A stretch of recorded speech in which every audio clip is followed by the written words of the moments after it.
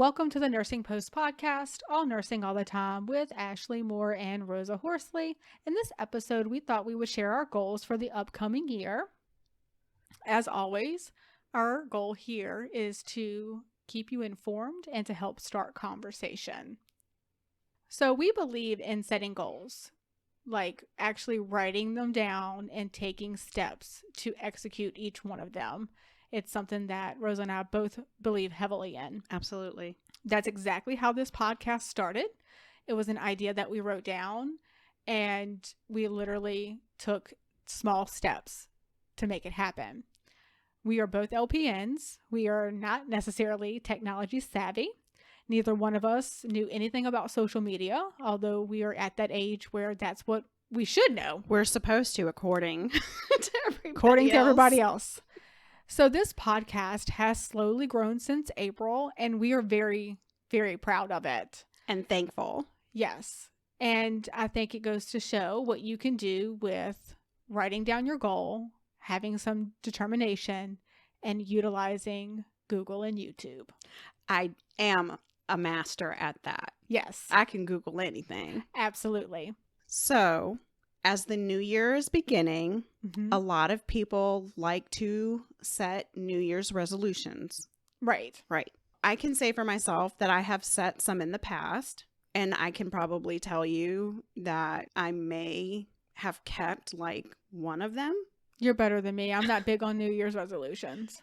That resolution was to floss more. This is a true story. That resolution was to floss more.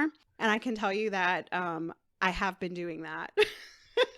Not only that year that I, made the resolution, but every year after that. Well, once you start a habit or whatever. Yeah, it takes 30 days to start a habit. And then Right. after that, you're good, right? Yeah. And what do we mostly come this time of year and think of? How many Right. of us go into the new year having a resolution and saying, oh, I'm going to go on a diet. I'm going to lose weight. I'm going to go back to school. Drink more water. Yeah. Career change. Financials. Yeah. Yes. There's a list that It could go on and on. Yes. Maybe I want to make more friends. Maybe I want to be more social. Like your resolutions of how you want your next year to go could go on and on and on. So then I got to thinking, as I do a lot, well, what's the difference like between a New Year's resolution? Isn't that kind of like the same thing as a goal? So then I was like, let's check it out. And, it's funny. I'm big on goal setting, but I am not big on resolutions. Me too. So I was like, what's the difference? Mm-hmm. Here I go. So resolutions, according to dictionary.cambridge.org, is defined as a promise that you make to yourself to start doing something good or stop doing something bad on the first day of the year. And like we mentioned, it could be starting a diet or Right. stopping smoking, right? But according to a study published in the Journal of Clinical Psychology, only 46% of people who made a New Year's resolution actually stuck to it and were successful. Meaning that more than half of those who made resolutions failed at keeping them. And most people fail on their resolutions in February. So they don't even make it like 2 months in. Well, and that goes back to what you said earlier. If they actually made it a month in, they would have a greater chance of keeping up with it. Because you want to do anything for, 30 days. I think some people say 21. I think it is a little bit. I think it's 30 days. Yeah. I think at 30 days, you've built yourself, a routine, Yep. such as flossing, which is good for you. Yes. So what is you're like the goal setter. Yes. I admire you. But I think that's why we mesh so well, because sometimes we think so similarly, Right. that it's scary to It both is. of us. Oh, Yeah, like we absolutely. can finish each other's sentences Without we a can doubt. not talk for days and be thinking about each other, thinking about the same thing At the same time. at the same time, and the text come up and we'd be like, what? Well, you I have was text just me. thinking that. And I'm like, I am literally thinking the same actively thing. texting you the same thing. And it's almost so weird. I'm like, does she even believe that I am literally texting Thinking, her yes. the same thing right now? I was talking to my husband, I'm like, this is weird. And he's just like, I've I don't never wanna had a hear it. relationship like that Me with either. anyone before. No. So like I always call you my kindred spirit Yep. because I don't have that relationship with anybody else, and not as quickly as our relationship has been. Right. So that's what got us interested in doing this podcast. Well, Because I we think mesh. even my husband is just like, I don't want to hear about how much alike you are. Yeah. I'm fine. My husband's just you like, don't understand. She said this to me. Look at what I typed. this I is typed what the I same just thing. said to you. Yes. Yeah. No, I'm showing my husband. I'm like, look. Yeah. So we totally Same. get it. So that's how we are with goal setting. Yes. So why don't you tell us a little bit about what goal setting is? Sure. So a specific definition by yourdictionary.com is the process of identifying something that you want to accomplish and establishing measurable goals and timeframes. So it's a process. It's not a big process, but it is a process. A few steps, like you'll have like a brainstorming session where you give yourself just a couple of minutes, 5 minutes, 10 minutes, to list things that you want to achieve or things that you want to do, anything that interests you. So you write them down very quickly, just kind of everything that pops into your head, like what interests me, what would I like to do, where would I like to go, anything that interests you, write it down. And then the second thing that you do is you kind of go back through those things and you start setting like deadlines. So you'll go back through, a couple, maybe your top few things, and you'll write down, say, I want to travel to Europe. Well, that's not something I can do tomorrow, thanks pandemic, but that may be a measurable goal that I can have in 5 years. Okay? I think so. Yeah. Or that I want to have a completely new career path. Well, that may take a little bit longer. Or I want to, even if your goal is to get in shape, you'll sit down and say, okay, I want to be able to run a mile by. So I in think 6 it's months. more like So setting it's- the boundaries on how to make your goals successful. Right. And then the next thing you do is you go over that with like I said, you have your top couple goals and you write out how you would like to achieve those in the foreseeable future. Okay. You want to say, if in order for me to get in shape and to be able to run a mile, this is what I need to start doing now. It's not anything big. It might be, I need to start walking every day unless it's raining. That can be your goal. And that's your goal for, I don't know, 2 months. 2 months. And Yeah. then you're like, okay, I'm going to do run 1 lap, walk 1 lap, run 1 lap. So it's things like that build. So it's something that you're constantly revising. And you want to evaluate your goals. You want to make sure that they're specific and that they're measurable, that they're achievable, that they're realistic. You can't say, I want to run a marathon and that be your goal. Because, well, unless you're a runner. Like for me, I say I'm allergic. I get this cramp in my side. I get really sweaty. I break out like in this rash, like because my face gets real red. It's terrible. I'm like, oh, my body must not like this. No, I'm just joking. But I couldn't just go run a marathon. No, it's like, okay, let's not sign up for that 5K. Right. Let's start off with a half a mile. Right. Then a mile. Right. Then a mile and a half. Then 2, until you build up to the point where you can do that 5. Right. And you might only have one goal that you're going to meet a year or 2 goals because of the work that it will take to get those things done and the constant revisiting. So if your end goal, by June is to be able to run a mile continuously, even if it's not fast, to be able to keep a certain pace to run a mile, then okay, for the month of January, I'm walking every day. And then in February, walk 1, run 1. And then in March, we're going to just jog. Yes. And so what happens is you're slowly building measurable goals that you can actually do. Obtain. Yeah. And they're realistic. You have to be realistic. They do have to be realistic because otherwise you're setting yourself up for failure. Exactly. That's my opinion. So you want to make what we call SMART goals, SMART. The S stands for specific or significance. So you want to write a very specific goal. You can't say, I want to get in shape because that looks different to everybody. Everyone. Yeah. So you need to say, I want to lose 20 pounds. I want to be a size 10. I want to be able to run a mile. Mm-hmm. I want to be able to lift 100 pounds. That's the kind of specific that you need. Yeah. It needs to be measurable or meaningful. So you have to be able to actually know that you're able to do that. Can I run There a will mile? be an outcome You can actually when you're finished know with that. it. Yeah. It can't be open-ended. Attainable. So you have to have something that you can have an action to do. So you can't say I want to be a millionaire and that be your goal. No, you It's not gonna actually have work. to be pounding out Now, the pavement. that can be attainable, maybe as a 5-year goal, but it's usually not obtainable for a 1-year goal. Mhm. And then you can't just leave that because that's open-ended. Well, Mhm. how are you going to do it? It needs to be relevant or rewarding. So it has to be something that you really speaks to you, because otherwise you're not going to do it.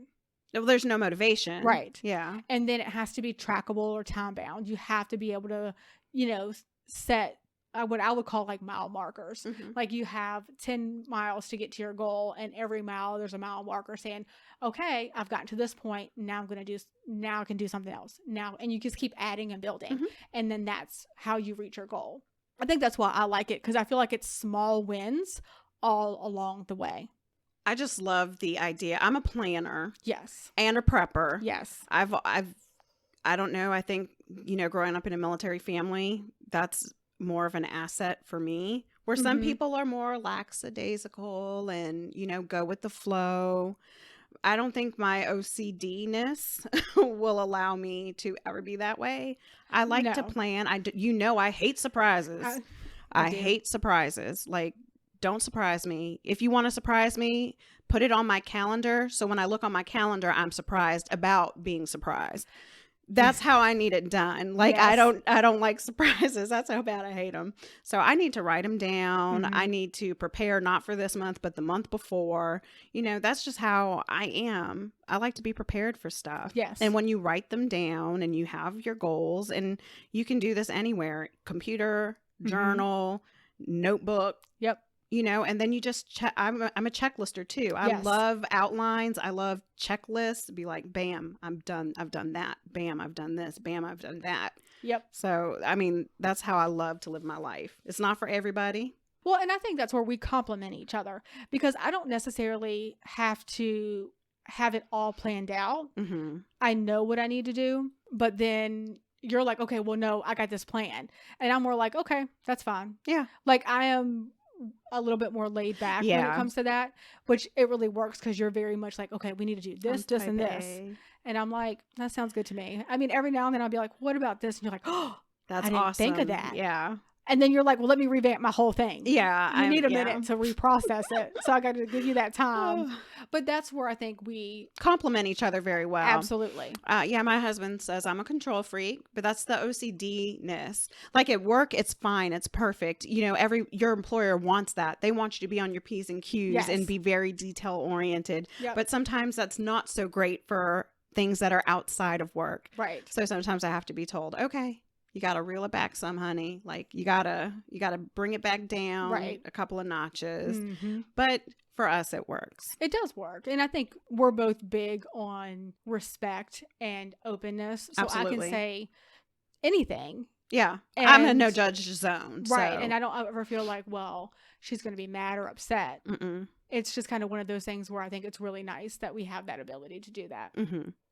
So the reason behind why we wanted to start a podcast was, we both love learning, and, continuing our education is important to both of us. And since we love medicine and science, what a great way to stay up to date and to help other nurses as well.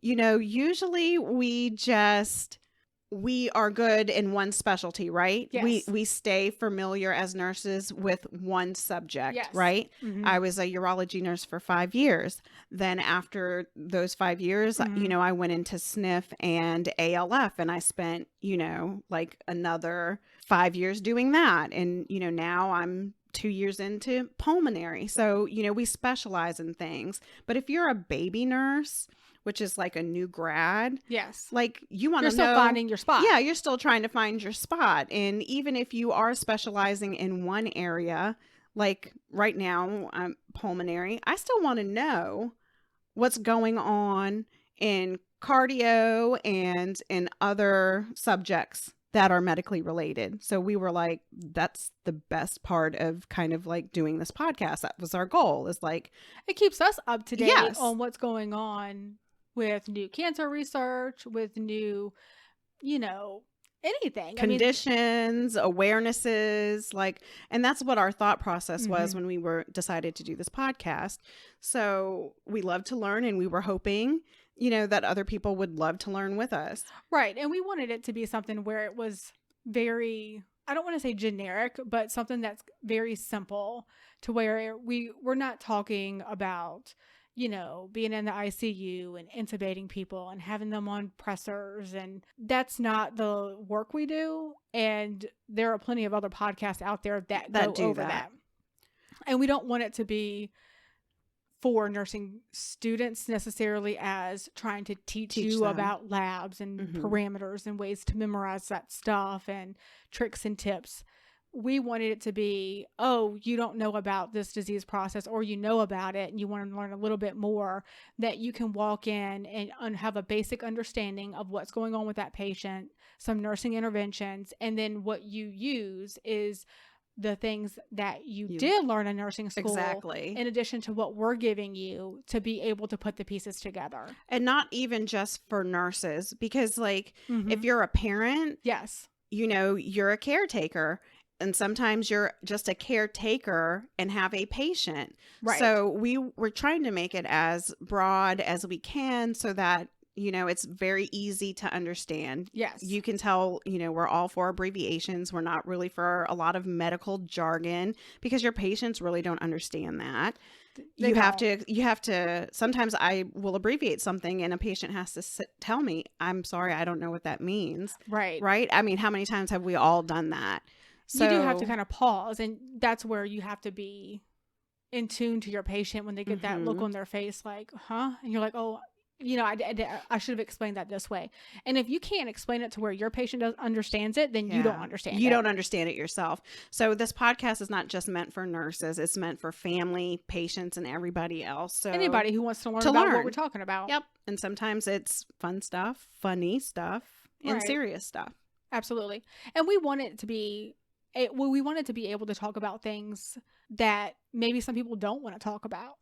Absolutely. Because 'Cause I our mean- goal is to give you information, and we want you to question things so Right. that you start talking about it. Right. I mean, a lot of people don't want to talk about suicide. They don't want to talk about depression. They don't want to talk about, abuse in the home and Disparities things in medicine, Just- right. trafficking, We have all some these things next year coming up that I know are going to be very sensitive subjects. Absolutely. But it's important To talk about to talk them. about it, and it's important to be able to recognize some of this stuff, especially if you work in like an ER. Mm-hmm.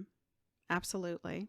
So some of our goals for this upcoming year Yes. is like trying to give back to the community. Right. As nurses, we do feel as though we give back. We give constantly, Mhm. right, of ourselves to our family, to our patients.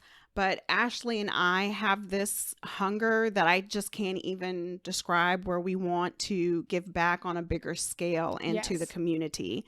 So our goal for 2021 is to be more present. I can't say public because we're in the middle of a pandemic. So we Right. want to be more present, in our community. Mhm. So we would love to partner up with Feeding America. Right.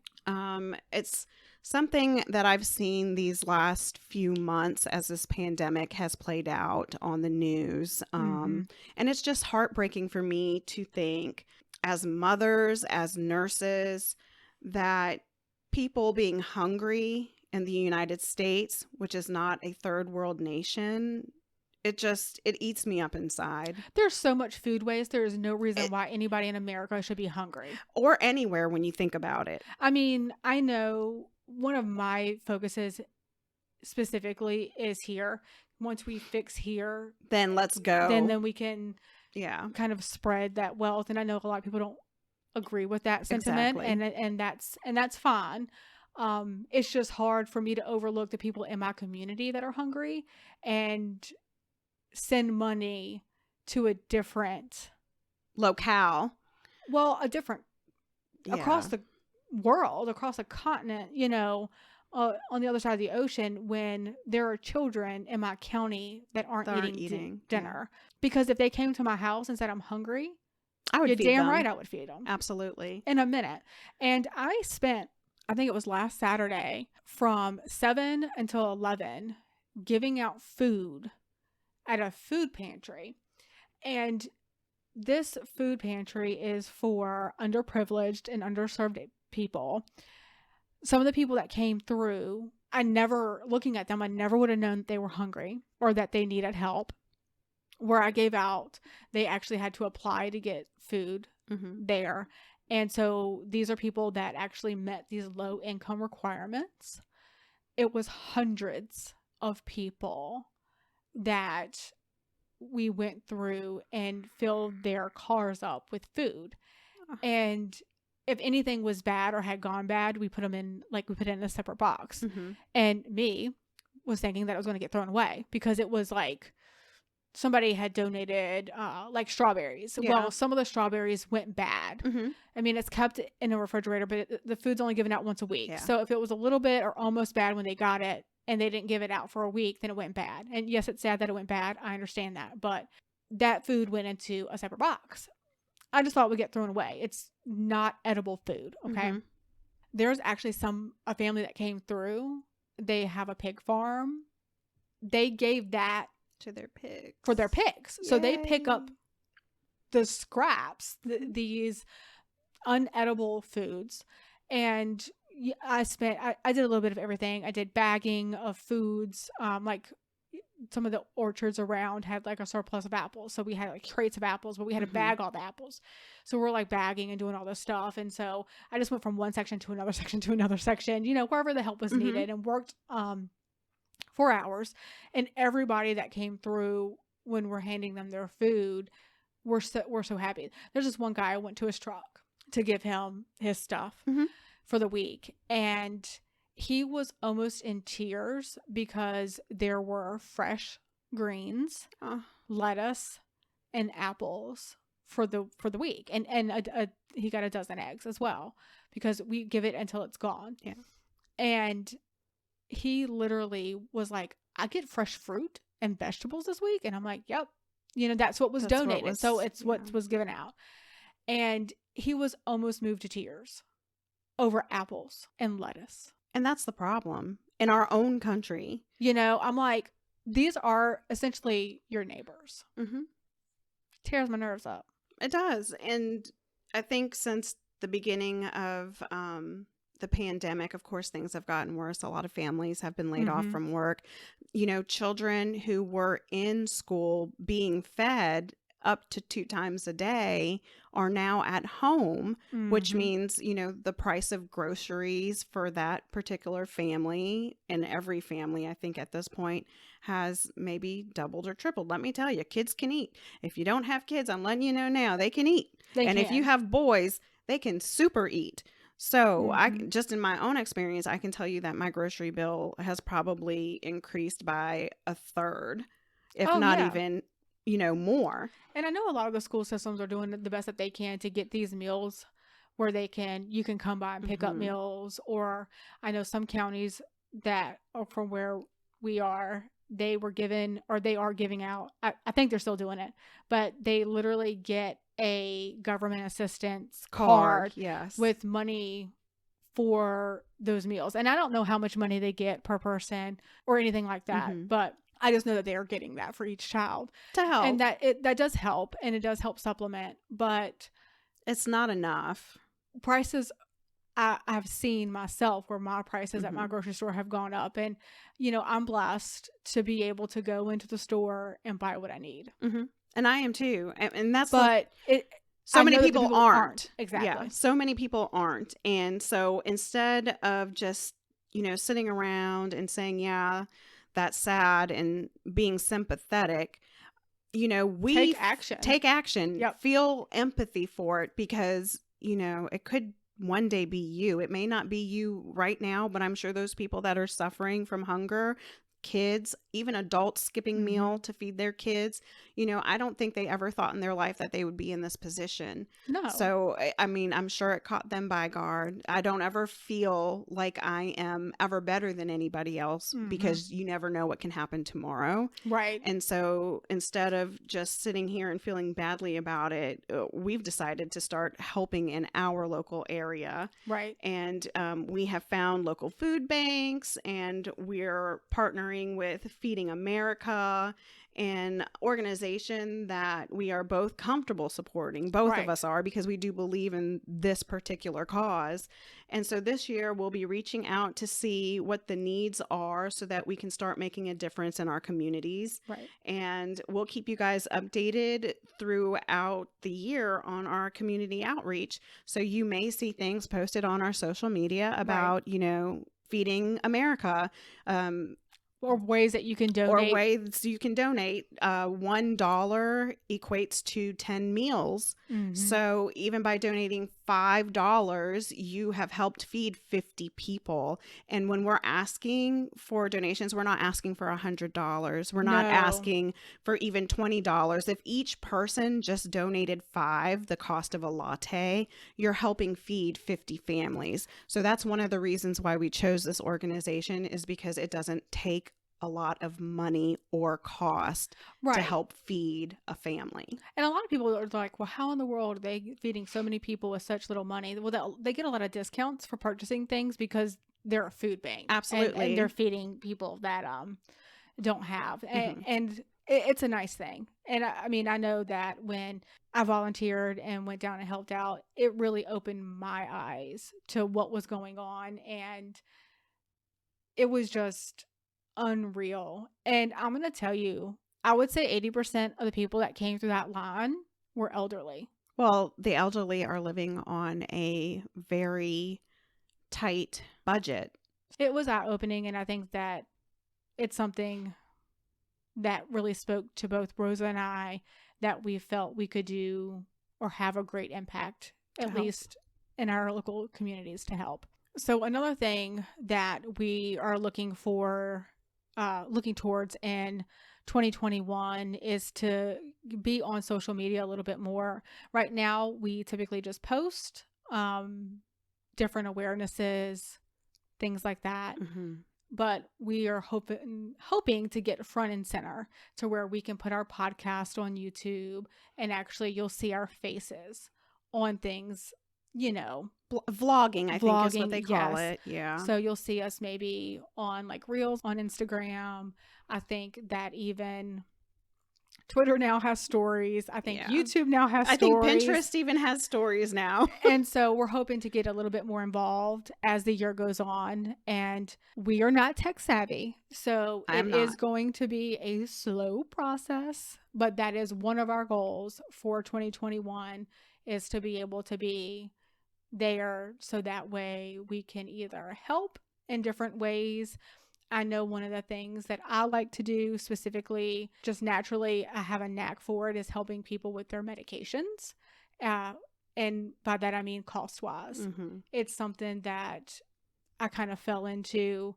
It's something that I feel is very important, because if you don't have your medications, you're not treating your underlying problem, which just means there's going to be more issues for you as a patient. Absolutely. You're having to choose between life-saving medication or paying your mortgage or paying food. Yeah. So I want you to be able to have both.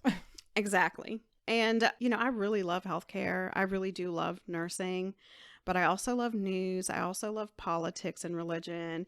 All those taboo things that people say you shouldn't talk about. I'm the one that talks about them, and I love it because I'm so open-minded. I'm not an argumentative person. So if we discuss politics or religion, I'm not looking to have that defensive conversation with you. No. I want your point of view, because maybe you thought of something in a way that I didn't, and by talking about it with someone else has maybe opened up my own mind to how I thought about something before. Right. Like, we've gone into podcasts, and I would feel like with the GMO podcast that we did. I was Oh, like yep. totally against it. Like, no way, never this, whatever. But then the more research I did and the more education, I took in, I totally felt the opposite way. So that's what I'm hoping, for 2021, that we'll start more conversations. It'll be nursing related. It will be what's going on current in the news. And, medicine is political. And, sometimes I have a son that has ASD, autism spectrum disorder. So you might see some posts or vlogs about some things that, I'm personally going through, and maybe I'm asking your thoughts and opinions on. Well, and that's where we can get together as a society and be helpful, because there might be something that I know that I wouldn't know to say, like, hey, this could be covered this way. Mm-hmm. And that just saved that family all this money. So that way they're getting the help that they need. It's just one of those things. If you never ask the question, you don't know the answer. Never know the answer. And I know the other day on Twitter, there was somebody that had mentioned that their insurance didn't cover a medicine and it was really expensive and it was name brand. And I was just like, oh, well, you work for a living. This is your job title. Most new medicines that are branded all have a manufacturer coupon available on their website. Mm-hmm. It doesn't matter how much money you make. It matters that you're commercially insured, which just means you can't have any government kind of insurance. So no TRICARE, no Medicare, no Medicaids. Mm-hmm. And they were like, oh, wow, thank you. And it's not even a thought, like it took no brain cells for me to articulate that thought. Mm-hmm. It was just kind of one of those things that's naturally occurring in my thought process. But maybe for that person, they didn't even think about it. I wouldn't have thought about it until, working with you. Mm-hmm. You know what I mean? It wouldn't Right. have been in my thought process. I'd have been like, oh, well, I'm just going to either have it or something else is going to be sacrificed. You know what I mean? Right. Somewhere. And that's unfortunately how most of our America is right now, especially Mm-hmm. during this pandemic that we're in. So I'm excited for us to see, because Mm-hmm. this podcast is new for us. Social media is new for us, but vlogging is super, super new to us. So I hope you guys have patience, and we're always open to constructive criticism. Constructive criticism. I will accept that anytime. Oh, absolutely. Okay. But you don't have to comment on my gray hair. No. We're not looking for trolls. We're looking for constructive criticism. Yes, we want to Yeah. have the conversations. We want to learn. We want to. You might know how to do something better than I do. So please, by all means, let me know. I'm going to be open to receiving the information. You know what I mean? Absolutely. But negativity does not bring education. Yeah. So that's not kind of what we're looking for. One of the things that we're going to do to try to help with our goal setting is to create a vision board of some of the things that we want to accomplish. And a vision board is essentially a collection of images, maybe their affirmations, maybe it's somebody else's life. I don't know, however you want to put that. But they're usually put together on like a cork board or a canvas or something like that, where you cut pictures or can write things and you Mhm. attach them to this board. It's almost like a collage of Mhm. all the things that you aspire to be like, or things that set your heart on fire, that motivate you, and you put it somewhere where you can see it. So that way you are reminded every day of what you're working towards. Mhm. And so Rosa and I both are going to show our vision boards. Absolutely. We're going to post them on social media. And then that way you guys can see what ours looks like. It's going to be kind of a smaller version because it's It's done electronically. Like, you can do this on a Word document. right. With a bunch of clip art. I Mhm. mean, you don't have to do this like on a cork board or on poster board paper. You can do this electronically as Yes. well. I like arts and crafts, so if you like cutting and gluing, more power to you. Right. But we did ours digitally because we wanted to be able to upload it so everybody could see. And Psychology Today states that practices like visualization can actually increase motivation, confidence, and even motor performance. So 67% of surveyed people believed that pictures of their goals will improve the odds they will achieve them. Yep. So this is why we're saying we're going to do our vision boards, and hopefully to get you guys to do some of your vision boards, because I would love to see those posted. I would just love to see what the listeners' vision boards would look like. Right. Absolutely. So here are some tips on how to create your own personal vision board. And as Ashley described, you're going to define your goals.